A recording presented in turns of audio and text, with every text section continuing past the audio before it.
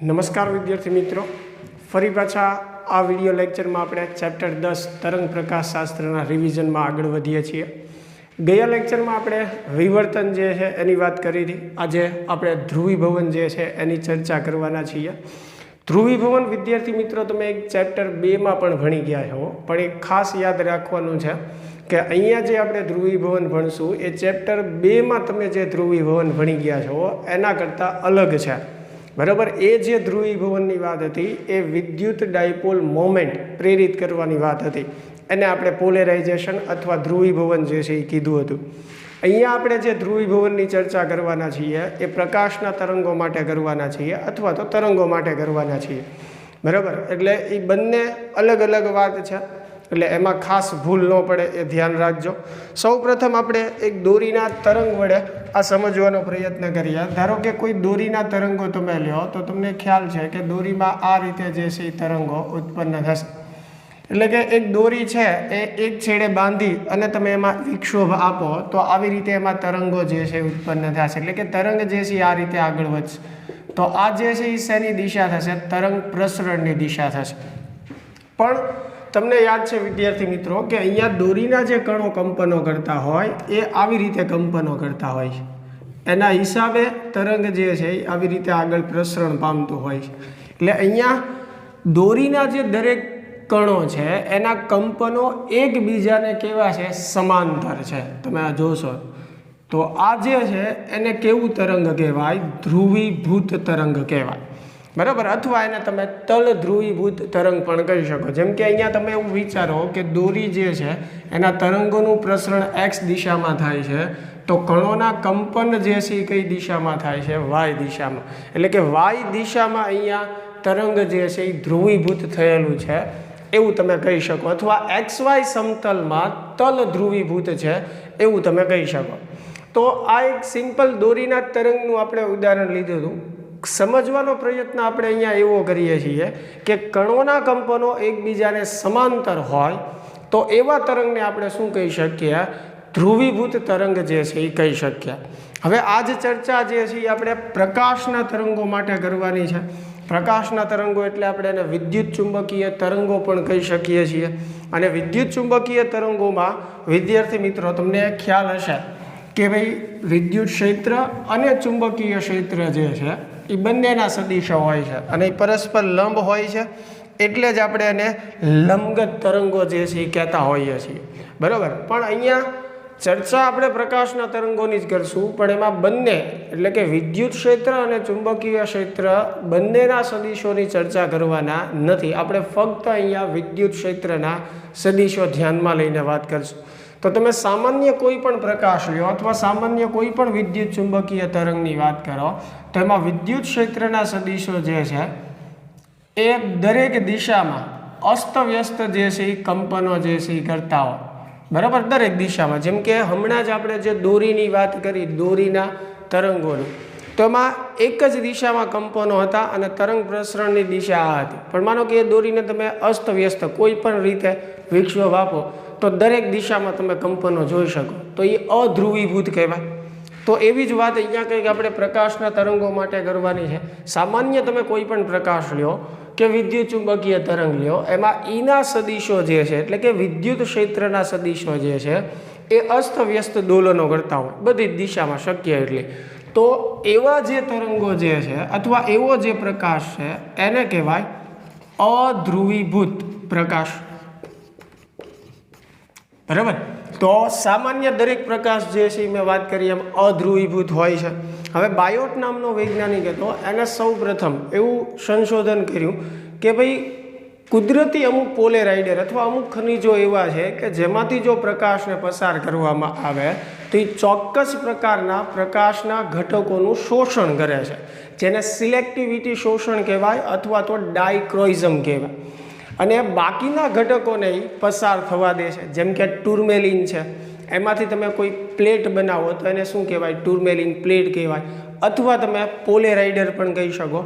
તો પોલેરાઇડર જે છે એ એવા પદાર્થો છે કે જે ચોક્કસ પ્રકારના પ્રકાશના ઘટકોનું શોષણ કરે છે અને બાકીનાને એમાંથી પસાર થવા દે છે. તો એવી જ રીતે તમે અહીંયા આ અધ્રુવીભૂત પ્રકાશ જે છે એને કોઈ પોલેરાઇડર ઉપર આપાત કરો તમે. ધારો કે આ પોલેરાઇડર છે અથવા ટુર્મેલિન પ્લેટમાંથી આવી રીતે વિશિષ્ટ પ્રકારનું તમે પ્લેટ જે છે એ બનાવો અથવા વિશિષ્ટ પ્રકારનો તમે પોલેરાઇડર બનાવો. આવી રીતે પણ તમે ટેક્સ્ટ બુક પ્રમાણે બતાવી શકો. આ બંને જે છે એ શું છે? પોલેરાઇડર છે. બરાબર, જે ચોક્કસ પ્રકારના પ્રકાશના ઘટકોનું શું કરે? શોષણ. જેની શિરોલંબ અક્ષ જે છે એને કહેવાય એની દગ અક્ષ. બરાબર, એને શું કહેવામાં આવે? એની દગ અક્ષ કહેવામાં આવે.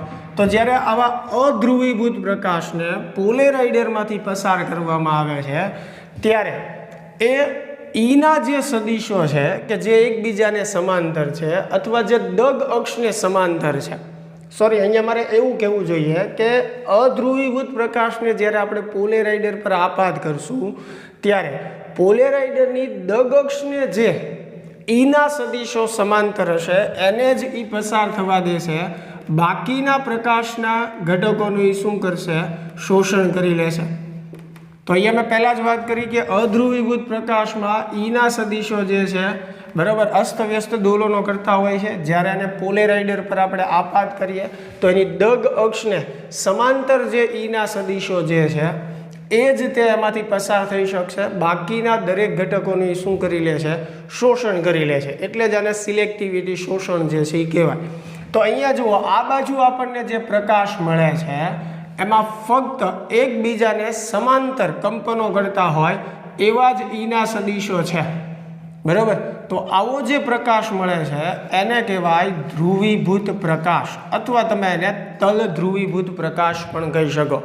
હવે અહીંયા સીધી વાત છે વિદ્યાર્થી મિત્રો કે અહીંયા અધ્રુવીભૂત પ્રકાશમાં ઈના સદિશો શક્ય એટલી બધી દિશામાં અસ્તવ્યસ્ત દોલનો કરતા હતા. જ્યારે એને પોલેરાઇડરમાંથી પસાર કરવામાં આવ્યા ત્યારે ફક્ત દગ અક્ષને જે સમાંતર ઘટકો છે એ જ જે છે એ પસાર થાય છે. બાકીના ઘટકોનું શું થઈ જાય છે? શોષણ. તો સીધી વાત છે કે અહીંયા જે આપણને આ નિર્ગમન પામતો જે પ્રકાશ મળ્યો અથવા જે ધ્રુવીભૂત પ્રકાશ મળ્યો એની તીવ્રતા આના કરતાં ઓછી હશે. એટલે કે નિર્ગમન પામતા પ્રકાશની તીવ્રતા જે છે એ ઘટી જશે. બરાબર, અધ્રુવીભૂત પ્રકાશમાંથી ધ્રુવીભૂત પ્રકાશ મેળવવાની જે ઘટના છે એને કહેવાય ધ્રુવીભવનની ઘટના. અધ્રુવીભૂત પ્રકાશમાંથી ધ્રુવીભૂત પ્રકાશ મેળવવાની જે ઘટના છે એને શું કહેવાય? ધ્રુવીભવનની ઘટના કહેવાય છે. તો આ જે છે આપણે ધ્રુવીભવનની ઘટનાની વાત કરી. બરાબર, એટલે પોલેરાઇડરની મદદથી આપણે ધ્રુવીભૂત પ્રકાશ જે છે મેળવી શકીએ.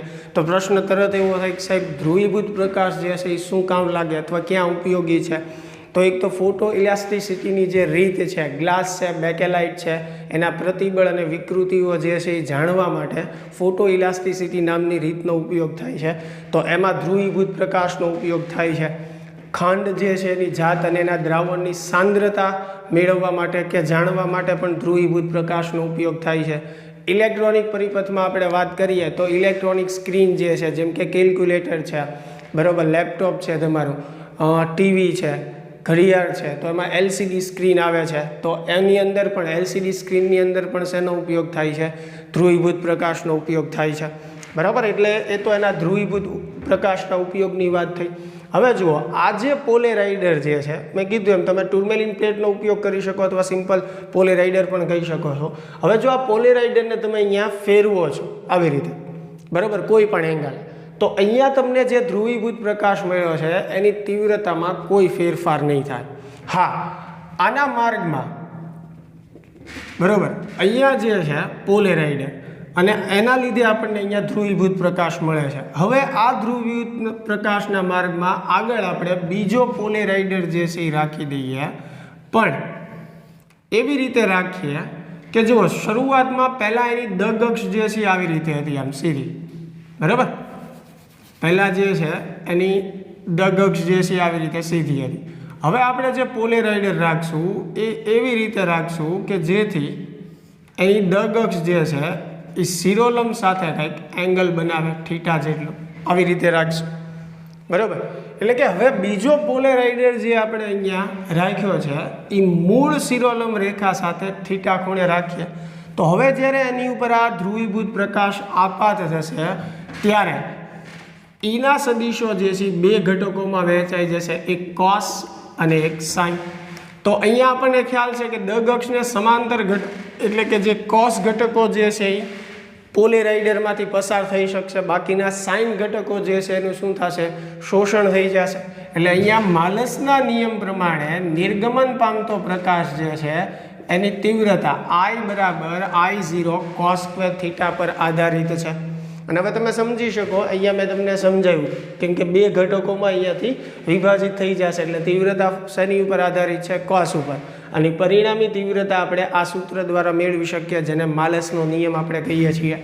હવે જો આ ટુર્મેલિંગ પ્લેટ પહેલાં તમે એંગલ 0 રાખો, ધારો કે થીટા બરાબર 0 છે, તો તમે જુઓ તીવ્રતા તમને મહત્તમ જ મળશે. થીટા બરાબર 0 એટલે જે રીતે આ પોલેરાઇડર રાખેલો છે એ જ રીતે તમે આ પોલેરાઇડર રાખો તો સીધી વાત છે કે આ ધ્રુવીભૂત પ્રકાશ એમનેમ સીધો પસાર થઈ જશે, એટલે તીવ્રતા જે છે એ તમને મહત્તમ મળશે. હવે માનો કે થીટા જે છે બરાબર, પ્રારંભમાં થીટા બરાબર 0 માટે આપણને તીવ્રતા જે છે એ મહત્તમ મળશે. હવે થીટા જે છે આપણે π/2 લઈએ તો તીવ્રતા જે છે એ કેવી થઈ જશે, 0. આ પ્લેટ જે છે પોલેરાઇડર એક્ઝેક્ટ આપણે આમ રાખ્યો હોય એની બદલે આમ લંબ કરી નાખીએ મૂળ દગ અક્ષ સાથે 90નો ખૂણો બનાવે એવી રીતે, તો તીવ્રતા 0 થઈ જશે. એટલે કે આ બાજુ નિર્ગમન પામતો પ્રકાશ જે છે કંઈ મળશે જ નહીં, તીવ્રતા 0 છે. એટલે ફરીને પાછું એને રોટેટ કરીએ આપણે, થીટા બરાબર જે છે એ શું કરીએ, પાઈ કરીએ, તો ફરીને પાછી તીવ્રતા જે છે એ મહત્તમ મળશે. કારણ કે cos પાઈની વેલ્યુ થશે -1, -1નો વર્ગ પ્લસ જ થશે, એટલે I બરાબર શું થશે, I0. ફરીને પાછું થીટા બરાબર 3π/2 કરો, આગળ રોટેટ કરતા રહ્યો તો તીવ્રતા 0 મળશે. અને એક ભ્રમણ પૂરું કરાવીએ એટલે થીટા બરાબર શું થશે, 2π. તો ફરીને પાછી તીવ્રતા જે છે એ કેવી મળશે, મહત્તમ. તો અહીંયા તમે જુઓ ધ્યાનથી કે આ પોલેરાઇડરને આપણે પૂરું એક ચક્કર કરાવીએ તો એમાં 2 વાર જે છે તીવ્રતા 0 થશે અને 2 વાર જે છે તીવ્રતા કેવી થશે, મહત્તમ થશે. એટલે આની મદદથી, આ બીજા પોલેરાઇડરની મદદથી આપણે આ ધ્રુવીભૂત પ્રકાશનું વિશ્લેષણ કરી શકીએ છીએ અથવા આને એનાલાઇઝ કરી શકીએ છીએ. એટલે આ બીજા પોલેરાઇડરને તમે વિશ્લેષક કહી શકો અથવા તમે એને શું કહી શકો, એનાલાઇઝર કહી શકો. બરાબર. તો આ જે છે એ આપણે ધ્રુવીભવનમાં ધ્રુવીભૂત પ્રકાશ કઈ રીતે મળે, પછી એનાલાઇઝરની પણ આપણે વાત કરી. બરાબર. માલસનો જે નિયમ છે I બરાબર I0 cos સ્ક્વેર થીટા, એની પણ આપણે ચર્ચા કરી.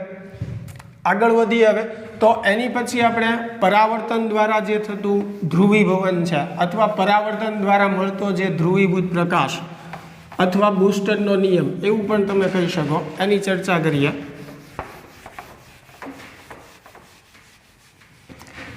ચાલો, તો માલસે એવું પણ જણાવ્યું હતું કે જ્યારે કોઈ પારદર્શક સપાટી પર આપણે પ્રકાશને આપાત કરીએ છીએ તો મોટા ભાગના કિરણોનું જે છે એ શું થાય છે, વક્રીભવન થાય છે. પણ મહદ અંશે, થોડા ઘણા અંશે એનું પરાવર્તન જે છે એ પણ થતું હોય.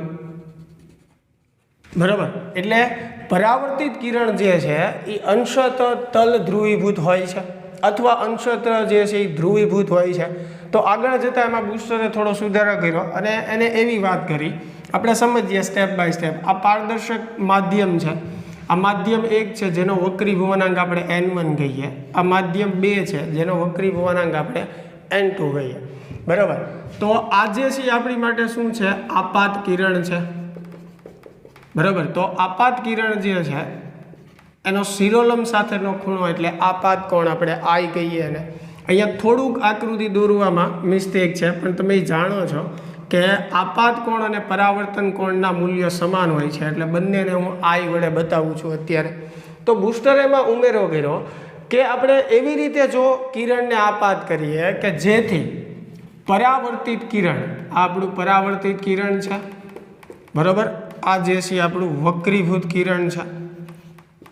પરાવર્તિત કિરણ અને વક્રીભૂત કિરણ જે છે પરસ્પર લંબ થાય. પરાવર્તિત કિરણ અને વક્રીભૂત કિરણ છે એ પરસ્પર લંબ થાય તો એવા કિસ્સામાં પરાવર્તિત કિરણ જે છે એ સંપૂર્ણપણે ધ્રુવીભૂત હોય છે. બરાબર. એટલે કે એમાં ઈના સદીશો જે છે એ પરસ્પર સમાંતર દિશામાં કંપનો કરતા હોય છે. તો જ્યારે પરાવર્તિત કિરણ અને વક્રીભૂત કિરણ પરસ્પર લંબ થાય ત્યારે પરાવર્તિત કિરણ સંપૂર્ણપણે ધ્રુવીભૂત બને છે. એવા કિસ્સામાં આપાત કોણને આઈપી વડે બતાવવામાં આવે, જેને ધ્રુવીભવન કોણ તમે કહી શકો અથવા તો એને પોલેરાઇઝિંગ કોણ કહી શકો. છે તો આપાત કોણ જ છે, પણ આ આપાત કોણ માટે પરાવર્તિત કિરણ અને વક્રીભૂત કિરણ જે છે એ પરસ્પર લંબ બને છે, ત્યારે પરાવર્તિત કિરણ જે છે એ સંપૂર્ણપણે ધ્રુવીભૂત બને છે. એટલે આ આપાત કોણને ધ્રુવીભવન કોણ અથવા પોલેરાઇઝિંગ કોણ એવું નામ આપવામાં આવ્યું. બરાબર. અહીંયા વક્રીભૂત કિરણનો શિરોલંબ સાથેનો જે ખૂણો છે એને આપણે વક્રીભૂત કોણ આર કહીએ. તો હવે તમે અહીંયા આકૃતિ ઉપરથી જાણો છો, આપણે આવું લખી શકીએ કે આઈપી +90 + આર બરાબર 180. તો આર બરાબર અહીંયા શું થશે? 90 - આઈપી થશે. આવી રીતે લખી શકાય. હવે આમાં આ આકૃતિ માટે તમે સ્નેલના નિયમનો ઉપયોગ કરો તો n1 sin i એટલે આઈપી લખશું બરાબર n2 sin r. n1 sin ip = n2 અને આરની જગ્યાએ શું લખાશે? 90 - ip. હવે 90ના વિધેય માટે આપણે જાણીએ છીએ સાઇનનું શું થશે? cos થશે. એટલે બરાબર n2 cos ip. તો sin ip એના છેદમાં cos ip = શું થશે? n2/n1. તો n2/n1 = sin/cos એટલે શું થશે? tan. બરાબર. તો આવી રીતે આપણે લખી શકીએ. અહીંયા n1 જે છે માધ્યમ 1નો વક્રીભવનાંક છે, n2 જે છે માધ્યમ 2નો વક્રીભવન, જેને બૂસ્ટરના નિયમ તરીકે આપણે ઓળખીએ છીએ. જો n1 જે છે 1 હોય અને પારદર્શક જે માધ્યમ છે એનો વક્રીભવનાંક એટલે કે n2 જે છે એને આપણે n લઈએ, તો તમે n બરાબર શું લખી શકો? tan ip લખી શકો. બરાબર. આને પણ બૂસ્ટરનો નિયમ જ કહેવાય છે, પણ અહીંયા આપણે ધાર્યું છે કે ધારો કે પહેલું માધ્યમ જે છે એ હવાનું છે, તો હવાનો વક્રીભવનાંક જે છે એ શું થાય? 1. એટલે n બરાબર શું મળશે આપણને? tan ip. એટલે કે જ્યારે પરાવર્તિત કિરણ જે છે એ સંપૂર્ણપણે ધ્રુવીભૂત બને છે ત્યારે આપાત કોણના ટેન્જેન્ટનું મૂલ્ય પારદર્શક માધ્યમના વક્રીભવનાંક જેટલું થાય છે. હા, પણ મેં કીધું એમ અહીંયા આપણે શું ધાર્યું છે? પહેલું માધ્યમ જે છે એ હવાનું માધ્યમ ધાર્યું. અલગ પણ હોઈ શકે. એટલે n1 અને n2 જે છે એમાં ખાસ ધ્યાન રાખવાનું. એવું શક્ય છે કે અહીંયા ઉપર હવાની બદલે પાણીનું માધ્યમ હોઈ શકે, તો n1 જે છે એ શેનો વક્રીભવનાંક થશે? પાણીનો. એટલે MCQ ને દાખલા માટે આપણે આવી રીતે યાદ રાખી શકીએ, પણ હવાના માધ્યમ માટે આપણે બૂસ્ટરનો નિયમ n બરાબર tan θp અથવા n બરાબર tan ip એવી રીતે તમે યાદ રાખી શકો. પોલેરાઇઝિંગ કોણને આઈપીની બદલે ઘણી વખત θp વડે પણ બતાવવામાં આવે છે. એનાથી કોઈ ફેર નથી પડતો, જસ્ટ ખાલી સંજ્ઞા બદલાય છે. તો વિદ્યાર્થી મિત્રો, આ જે છે એ ધ્રુવીભવનને લગતી તમામ ચર્ચાઓ જે છે આપણે કરી. ખાસ તો અહીંયા ખાસ યાદ રાખવાનું છે કે આપણે પ્રકાશના તરંગો માટે વાત કરી છે ધ્રુવીભવનની, અને ધ્રુવીભવનની ઘટના એટલે શું છે? તો કે અધ્રુવીભૂત પ્રકાશને ધ્રુવીભૂત પ્રકાશમાં ફેરવવાની જે ઘટના છે એને શું કહેવાય? ધ્રુવીભવનની ઘટના કહેવાય. બરાબર. અને એની માટે આપણે બૂસ્ટરના નિયમની પણ છેલ્લે વાત કરી. તો આશા છે કે ચેપ્ટર 10માં આપણે જે 3 ટોપિક મહત્ત્વના જે સમજ્યા, એટલે કે જેનું આપણે રિવિઝન કર્યું, વ્યતિકરણ, વિવર્તન અને ધ્રુવીભવન, એ તમને વ્યવસ્થિત સમજાણું હશે. મળીએ હવે આપણે નેક્સ્ટ લેક્ચરમાં એક નવા ચેપ્ટરના રિવિઝન સાથે. Thank you.